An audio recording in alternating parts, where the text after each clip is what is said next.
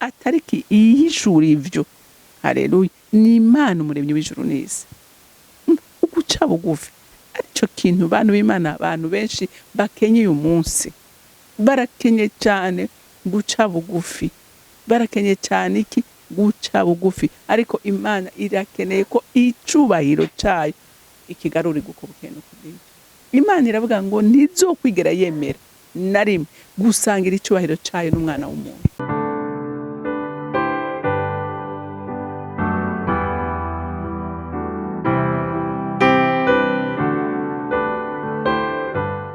Bakunzi bahori CANAAN TV, ndanezerewe kandi gusubira guhura namwe ngo tuganire ijambo ry'Imana. Ariko imbere yuko dutangura kuganira, reka tubanze dusenge. Mana y'amahoro, nciye bugufi imbere yawe muri iki gitondo ciza, igitondo c'umugisha, igitondo kidasa n'ibindi bitondo, igitondo uduteye iteka mwami Imana, tukavyuka duhema umwuka w'abazima n'ubuntu tugiriwe natwe nk'abana bawe. Ureke tugushime, tuguhimbaze, twifatanya n'ivyaremwe vyose mwijuru bidahengeshanya kukwikubita imbere, bigutazira bivuga ngo urera uragororotse. Natwe mwami Imana twifatanije nabo tuvuga ngo urera Mana, uri umugwaneza, uri umunyabuntu, utugirira neza uko bukeye nuko bwije, utugaburira ijambo ryawe uko bukeye nuko bwije, utugaburira imibiri yacu imfungurwa z'umubiri uko bukeye nuko bwije. Ubuntu Mana, rero turabigushimira byose ibikorwa dukorera uko bukeye nuko bwije. Urekerera ishimwe ryose n'icubahiro cyose kigarukire wewe, nkaba ndabisenze ndavyizeye ko vyumvise mu izina rya Kristo Yesu, amen amen. Reka dusangire ijambo ry'Imana. Ego Daniyeli rero Imana yamuhishuriye, nawe ajya guhishurira umwami. Umwami arotora inzozi, amubwira icyo zisigura. Ibyo bikoregwa inkoramutima z'Imana. Haleluya, haleluya. Reka dusome kuva ku murongo Daniyeli igice cya 2, turasoma kuva ku murongo wa 25 dushikane ku murongo wa 30. Daniyeli asobanurira umwami indoto ziwe. Nuko Ariyoki aca yinjirana Daniyeli amushikiriza umwami, aramubwira ati, ndabonye umuntu wo mu Bayuda bazanywe ari nyagano, arakumenyesha uko izo ndoto zisobanurwa mwami. Umwami abaza Daniyeli ari we Belteshaza ati, mbega urashobora kumenyesha indoto narose n'ingene zisobanurwa? Daniyeli yishura umwami ati, ibanga wasobanuza nta banyabwenge bashobora kumenyesha mwami, canke abanyamareba, canke abapfumu, canke abaragurisha inyenyeri. Ariko mwijuru hari Imana ihishura amabanga, kandi iyo niyo yakumenyesheje ibizoba mu bihe bizoza mwami. Indoto zawe n'ivyo werekewe mu mutwe uri ku buriri bwawe byari ibi. Nuko ibyawe mwami, ivyiyumviro byaje uri ku buriri bwawe bizoba mu gihe kizoza. Iyihishura amabanga niyo ikumenyesheje ibizoba. Ariko jewe ubwanje iryo banga sinarimenyeshejwe, nuko mfise ubwenge kuruta umuntu wese mu bakiriho. Ariko nukugira ngo umenyeshwe uko bisobanurwa, utahure n'ivyiyumviro byo mu mutima wawe mwami. Nuko reka dushake tugeze ngaho. Ikintu kimwe nkundira Daniyeli, urumva guca bugufi kwiwe. Urumva ko atigeze ngo aze imbere y'umwami ngo amwereke ko ari igitangaza, amwereke we amavuta ari ku buzima bwiwe ari igitangaza, akoreshwe bikomeye. Ariko yaravuze ati, umviriza, indoto warose wereswe ibintu bizoba mu gihe c'iherezo. Haleluya. Ingene ubwami buzogenda bukurikirana. Ati rero ibyo jewe nka Daniyeli ntavyo nomenya, atariki iyishura ivyo. Haleluya. Ni Imana umuremyi w'ijuru n'isi. Uguca bugufi arico kintu bantu b'Imana, abantu benshi bakenye uyu munsi. Barakenye cyane guca bugufi. Barakenye cyane iki? Guca bugufi. Ariko Imana irakeneye ko icubahiro cayo ikigaruri gukubukene kubw'ibyo. Imana iravuga ngo ntizokwigera yemera na rimwe gusangira icubahiro cayo n'umwana w'umuntu.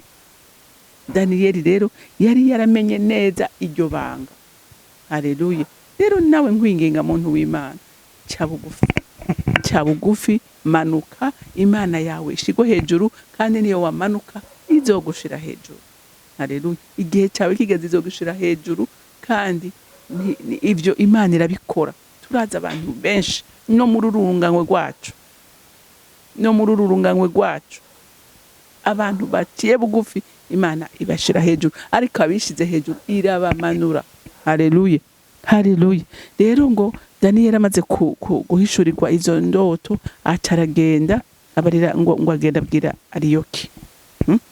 Ngo aramubwira ati dewe rero ubu indoto Imana yahejeje kumishurira ivy'indoto z'umwami, ati none nifuza gushika imbere yiwe kugira ngo ngire iki ndazimusobanurire. Hanyuma ngo aramuzana, acashika imbere y'umwami, aramusigurira icindoto zivuga. Haleluya. Rero ijambo ngomba gukura ngaha niryo nanahereyeko nukuri, tuba abantu bumva ko ikintu cyose dukoreshejwe, Imana dukoresheje, icubahiro ntitucihererezeko, tugihereze ku Mana. Haleluya. Tugiherereze ku Mana. Mwumve Daniyeli ngene yavuze ngaha, ngo Daniyeli yishura umwami ati ibanga wasobanuza nta banyabwenge bashobora kuri kumenyesha mwami, canke abanyamareba, canke abapfumu, canke abaragurisha inyenyeri, ariko mu ijuru hari Imana yishura amabanga. Haleluya. Aravuga atumbiriza ibi wari kurabazaba ntavyo bashobora kuguhishurira, nta kapasite bafise yo guhishurirwa ibintu nk'ibi, atariko Imana mu ijuru. Haleluya. Haleluya. Atangura gushira hejuru Imana yiwe imbere y'uyu mwami. Haleluya. Kugira ngo amenye ko atayindi Imana yishura amabanga, amenye ko atamupfuma, amenye ko baragura, amenye ko atanumwe abishoboye, ko amabanga ahishurwa n'Imana. Haleluya. Ashira hejuru Imana yiwe, wagira iki waramanuka. Haleluya. Haleluya. Ariko mu ijuru hari Imana yishura amabanga, kandi niyo yakumenyesheje ibizoba mu bihe bizoza. Mwami, indoto zawe nibyo werekewe mu mutwe uri ku buriri bwawe byari ibi, nuko ivyawe mwami, ivyiyumviro vyawe uri ku buriri bwawe by'ibizoba mu gihe kizoza. Yishura amabanga niyo ikumenyesheje ibizoba. Haleluya. Aturi ku buriri bwawe nta wundi yakumenyesheje ivyo, ati ibi ni ibintu bizoba mu gihe ciherezo, ati niyo yabikumenyesheje, ati nta mu mwana w'umuntu yoshobora guhishura amabanga nk'ayo. Haleluya. Ngo ariko jewe ubwanje iryo banga sinarimenyeshejwe nuko mfise ubwenge. Urumva uko guca bugufi. Uwundi yari kutaza katse akamubwira ati jewe Imana turavugana, Imana nutsinga gusa, ni buto mfyonda, Imana ari connection utsinga. Urumva hariho abantu bavuga ibintu nk'ibi, ngo nugukoza ko gusa, ngo ni ekra. Urumva ekra. Daniyeli umva, ngo ariko jewe ubwanjye iryo banga sinarimenyeshejwe nuko mfise ubwenge kuruta umuntu wese mu bakiriho. Ngo ariko nukugira ngo umenyeshwe uko bisobanurwa, utahure n'ivyumviro byo mu mutima wawe mwana. Daniyeli aravuga ati bisi ubwenge bwanje, suko ndi gihangange gusumba abandi, atariko Imana yagombye kukugirira neza, yagombye kuguhishurira amabanga, yagombye kukwereka ivyo weretswe ibyo ari byo. Haleluya. Hariho abandi bakubwira ati kugira ndabigusigurira banzuzane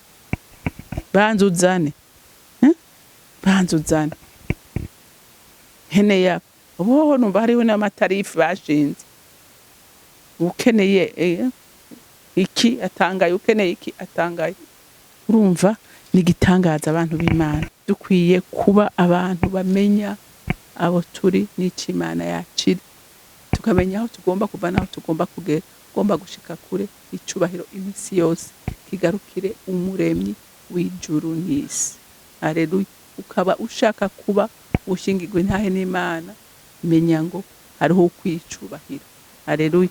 Daniyeli arabimenya. Haleluya. Aramenya neza ko atari ubwenge bwiwe, aramenya ko atari inkomezi ziwe, arabimenya neza. Abibwira n'umwami kugira ngo umwami amenye ko ari Imana mu ijuru isumba izindi mana zose. Ashingira intahe Imana yiwe mu banyamahanga.